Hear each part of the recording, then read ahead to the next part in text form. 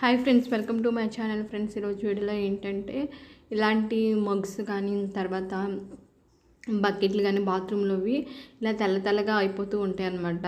కాబట్టి వీటిని ఎలా ఈజీగా క్లీన్ చేసుకోవచ్చు అనేది ఈరోజు మీకు వీడియోలో అయితే కనుక చూపిస్తాను. కాబట్టి అందరికీ చాలా బాగా యూస్ అవుతుంది. ఇలాంటివి చూడడానికి కూడా బాగోదన్నమాట. కాబట్టి ఎలా క్లీన్ చేసుకోవాలి ఏంటి అనేది పూర్తిగా ఈ వీడియోని చూసి ట్రై చేయండి. ఓకే అండి, వీడియోని స్టార్ట్ చేసేద్దాం. స్టార్ట్ చేసే ముందు ఈ వీడియో నచ్చితే ఖచ్చితంగా లైక్ చేయండి, షేర్ చేయండి, కామెంట్ చేయండి, ఛానల్ని సబ్స్క్రైబ్ చేసుకోండి. ప్రతి వీడియోని స్టార్ట్ చేసేద్దాం.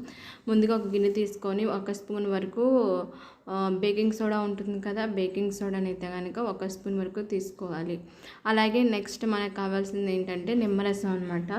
నిమ్మరసాన్ని కూడా 1 లేదా 2 స్పూన్ల వరకు కొంచెం ఎక్కువ నిమ్మరసాన్ని తీసుకోండి. మనకి ఏంటంటే క్లీనింగ్కి చాలా చాలా ఎఫెక్టివ్గా అయితే కనుక నిమ్మకాయ కానీ లేదనుకుంటే బేకింగ్ సోడా కానీ ఈ రెండు కూడా బాగా యూస్ అవుతాయి అనమాట. త్వరగా క్లీన్ అవ్వడానికి అయితే కనుక చాలా అద్భుతంగా అయితే కనుక పనిచేస్తుంది. అలాగే నెక్స్ట్ దీంట్లోకి 1/2 టీ స్పూన్ వరకు ఏం చేస్తారంటే డిటర్జెంట్ పౌడర్ ఉంటుంది కదా, దాన్ని యాడ్ చేయాలన్నమాట. ఈ 3 కూడా బాగా మిక్స్ చేసేసుకోండి. చాలా సింపుల్గా మనం అయితే కనుక ఇది తయారు చేసేసుకోవచ్చు అనమాట. ఇది క్లీనింగ్కి అయితే కనుక మనం వేసిన 3 ఇంగ్రీడియంట్స్ కూడా చాలా చాలా ఎఫెక్టివ్గా అయితే కనుక పనిచేస్తాయి. చూసారు కదా, ఈ విధంగా మీరు ఉంచిన తర్వాత ఇప్పుడు ఎలా క్లీన్ చేసుకోవాలి ఏంటి అనేది ఇప్పుడు నేను మీకు వీడియోలో చూపిస్తాను. ముందుగా ఇలా నిమ్మ చెక్క తీసుకొని మనకి ఎక్కడైతే మగ్గు మీద వైట్ కలర్తో ఉందో అది మొత్తం కూడా ఫస్ట్ అయితే కనుక నిమ్మ చెక్కతో ఈ విధంగా మొత్తం కింద లోపల బయట మొత్తం కూడా అప్లై చేయాలన్నమాట. కొంచెం అప్లై చేసుకుంటూ మీరు క్లీన్ చేసుకోండి. అప్లై ఇలా చేసిన తర్వాత ఏం చేస్తారంటే ఒక 30 మినిట్స్ పక్కన పెట్టేసేయండి. అప్పుడు ఏమవుతుందంటే బాగా గట్టిగా అయిపోయిన వైట్ కలర్ ఏదైతే ఉందో అది చక్కగా నానిపోతుంది. నానిన తర్వాత అప్పుడు ఇలాంటి పీచు తీసుకొని చక్కగా శుభ్రంగా రుద్దితే మనకి ఈజీగా వైట్ కలర్ అనేది ఈజీగా వచ్చేస్తుంది అనమాట. దీనికైతే కనుక బాగా వైట్ కలర్ అయితే బాగా పట్టేసింది అనమాట. నేనైతే కనుక కొంచెం ఇబ్బంది అయింది క్లీన్ చేయడానికి. అదే మీరు ఎప్పటికప్పుడు క్లీన్ చేసుకుంటే మనకి ఇంత కష్టం అనేది అనిపించదు.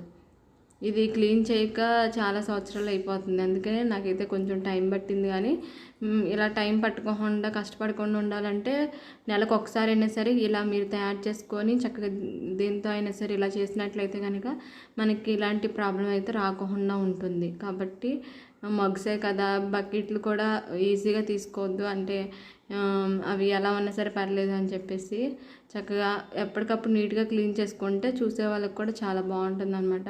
చూసారు కదా, ఇలా రుద్దితే ఈజీగా వైట్ కలర్ది వచ్చేసింది. లోపల కూడా చాలా వరకు వచ్చేసింది అనమాట. చూసారు కదా, కనిపిస్తుంది ఆ వైట్ కలర్ది ఎలా ఉందో. సున్నం అనమాట, సున్నంలాగా బాగా పేడిగట్టుకుపోయి ఉంది. దానికి కొంచెం కష్టమైంది కానీ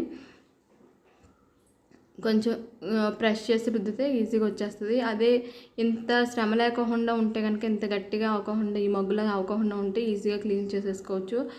నెలకు ఒకసారి క్లీన్ చేసుకుంటే మనకి ఇంత పని అయితే ఉండదన్నమాట. చాలా బాగుంటుంది. కాబట్టి ఈ చిన్న టిప్ ఫాలో అవ్వండి.